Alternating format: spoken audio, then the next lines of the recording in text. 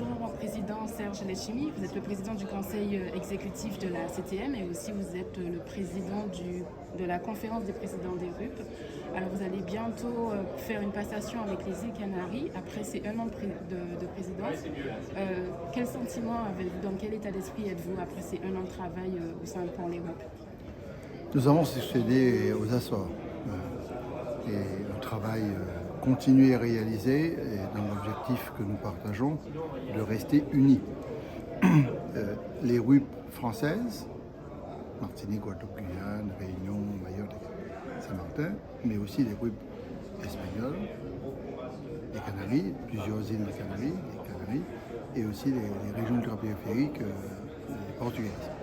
Pour quelle raison cette unité? Parce que l'Europe est un bloc de 500 millions d'habitants, avec les extensions, on est entre 500 et 600 millions d'habitants. Nous représentons globalement 3 à 4 millions d'habitants. Donc on a une place particulière par l'éloignement de nos différents pays, les handicaps structurels que nous connaissons.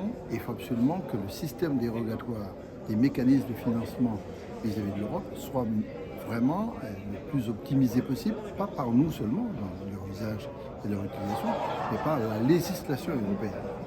Et c'est un peu ce défi que nous sommes lancés lorsque aux Açores j'ai reçu la transmission des pouvoirs du président des Açores. C'était de maintenir l'unité de telle sorte qu'on puisse parler d'une même voix. 1 an après, on a réussi puisque nous avons conçu la déclaration des RUP dès novembre. Nous l'avons confirmé en transmettant à l'État français dès le début de l'année 2022. Et Emmanuel Macron, qui a assuré la présidence de l'Europe pendant 6 mois jusqu'à juin, a repris cette déclaration. Et cette déclaration contient plusieurs dizaines de propositions, tant sur la pêche que sur l'agriculture, que sur le PESEI, que sur les jeunes, que sur le numérique, notamment sur toutes les transformations qui sont liées au paquet législatif de transformation énergétique. Ça, c'est très important. Le Fit for 55, et qui est un enjeu considérable parce que ça risque, bien entendu, d'apporter des solutions au climat, mais en même temps, poser des grosses problématiques. Donc le travail conséquent a été fait, a été réalisé, et nous avons à poursuivre cette bataille parce que nous exigeons, si nous demandons, nous souhaitons, nous voulons ce qu'on appelle un paquet législatif, de telle sorte que ce paquet législatif puisse permettre sur plusieurs points d'adapter réellement les textes. Parce que le reproche qu'on peut faire au conservatisme européen, c'est un fait au fil de l'eau à trouver des solutions très ponctuelles. Et qu'on le veuille ou non, l'ultra-périphicité, qui est une mauvaise expression, mais quand même qui montre en image qu'on est très loin des réalités climatiques, culturelles et organisationnelles, économiques, notamment nos entreprises, nécessite en permanence des adaptations. Ce n'est pas une adaptation décrétée depuis Bruxelles, c'est beaucoup d'adaptations. Et à ce titre-là, le travail a été fait pendant 1 année. Maintenant, il restera aux Canaries à poursuivre ce combat. Pour cela, il va falloir certainement qu'il y ait des initiatives qui soient prises, soit par les parlementaires européens, nous comptons beaucoup sur eux, pour faire ce qu'on appelle au niveau national une proposition de loi, mais en gros, en Europe, on peut employer le même terme, et de telle sorte ce paquet contenant plusieurs textes de loi sur des thèmes différents puisse nous garantir qu'on est dans une adaptation continue et réelle. En mai, la Commission a adopté sa nouvelle stratégie pour les RUP. Est-ce que dans les différentes relations que vous avez avec les instances européennes, vous sentez cette écoute et qu'ils sont très attentifs à cette unité que vous avez défendue durant votre mandat? Je vais être sincère et franc avec vous. Il y a beaucoup d'amabilité, il y a beaucoup de bienséance, et il y a beaucoup de compréhension. Je prends un seul exemple, le renouvellement de la flotte de pêche. On nous applique une politique européenne de surpêche, alors que dans tous nos pays, depuis la Réunion, Mayotte ou Guadeloupe, Martinique, on fait de la pêche traditionnelle. Donc c'est ridicule. Donc le financement de le renouvellement de la flotte n'est pas garanti.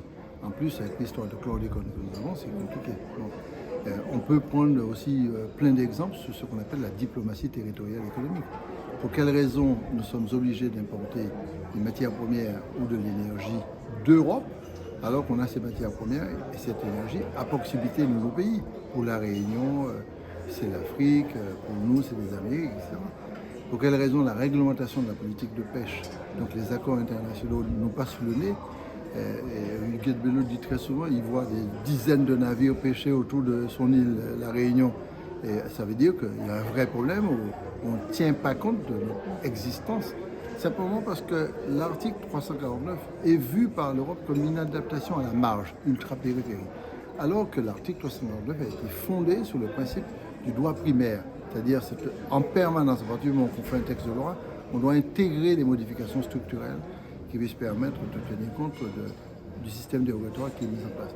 Donc nous sommes face à une Europe qui écoute et qui entend très très mal nos besoins et les réalités que nous avons. Alors, bien sûr, chaque fois qu'on rencontre un commissaire ou une commissaire européenne, on a toujours été très bien reçu, mais ce n'est pas à la marge qu'on construit une culture du développement, qu'on mute l'économie, qu'on lutte contre les inégalités, ce n'est pas approximativement, ce n'est pas une petite adaptation par un amendement quelconque, c'est au fond qu'on doit en permanence déroger. En fait, ce que je dis là, c'est que je dis que la politique de différenciation que nous souhaitons que la France mette en place vis-à-vis de nos pays d'outre-mer, pour qu'on puisse adapter directement les textes et les lois, mais cette politique-là se fasse aussi. La différenciation est bonne pour la France, elle est bonne aussi pour l'Europe. Alors certains pays qui ont avancé, Portugal et Espagne, sont déjà dans le système d'autonomie.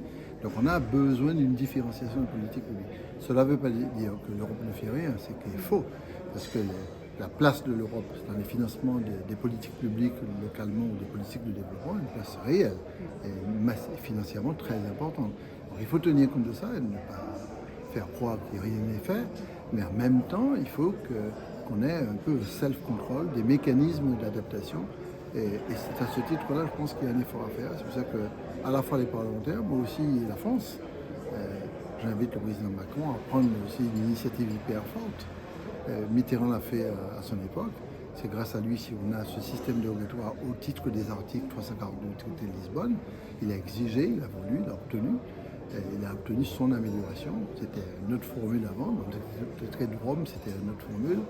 Mais je pense que Emmanuel Macron a la possibilité, je pense qu'il a pas seulement la possibilité, mais les capacités de faire accepter ce paquet législatif que nous souhaitons pour qu'on ait une lisibilité des politiques européennes sur les 10-20 ans. Il n'y a pas de lisibilité. Et puis comme structurellement, les textes ont été réalisés sous une domination capitalistique avec certaines organisations économiques de chaque pays, on n'est pas sorti de ça. Il faut sortir de ça. Un exemple très précis, c'est l'autonomie alimentaire. On ne peut pas continuer à importer 95% de ce que nous mangeons localement. C'est ridicule, ça n'a pas de sens. Je ne peux pas ne pas être autorisé à faire des activités d'échange commercial librement, avec un lien à établir entre les politiques européennes vis-à-vis des pays qui sont PTOM et les pays qui sont sous l'égide du RUP. Les cofinancements sont extrêmement importants. Et si on fait ce qu'on appelle des équivalences de normes sur les matières premières, on peut parfaitement importer du Brésil des matières de base pour transformer localement. Je n'ai pas besoin d'aller à Dunkerque ou à Norvège pour importer du pétrole. Alors, il y a une série de choses qui sont de la stupidité de la domination capitalistique, les raisonnements qui se font. Ce n'est pas tellement l'Europe en soi politique, mais c'est l'Europe en soi politique qui subit des pressions capitalistiques et d'un système qui ne bouge pas du tout, qu'il faut remettre en cause. Et ça passe par des décisions politiques hyper fortes. Et c'est pour ça que je m'adresse à Emmanuel Macron en disant « Prends tes responsabilités, prenez vos responsabilités ». Je pense qu'il est capable de faire ça.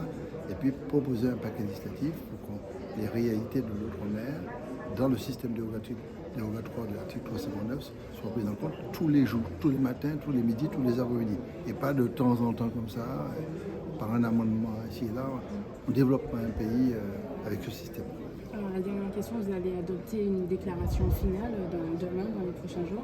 Ce paquet législatif sera un point important que vous allez mettre en avant avec les autres groupes. Moi, sur les déclarations, je t'aime moi non plus, de Doris, c'est pas tellement ma nature. Bon, il y aura une déclaration, mais il ne faut pas que la déclaration tourne entre nous. Nous sommes 9 groupes, 9 régions de ça tourne entre nous. Il faut que la déclaration soit portée et qu'on évalue les conséquences. Pour l'instant, nous avons fait une déclaration en novembre dernier. Si on fait l'état de l'application en action de cette déclaration, il n'y a pas grand-chose. Il faut avoir l'honnêteté de le dire. Par contre, on sent qu'il y a une unité de plus en plus forte entre les pays WIP. Bien sûr, il y a une différenciation entre WIP, parce que la situation des Canaries, ce n'est pas la situation de la Martinique. Donc, on en tient compte, mais on reste unis. Ce que je souhaite, c'est que one shot, en fois, un coup, on modifie globalement les choses. À ce moment, on donne une lisibilité aux acteurs économiques, aux populations sur les 10 ans qui viennent. C'est mon souhait.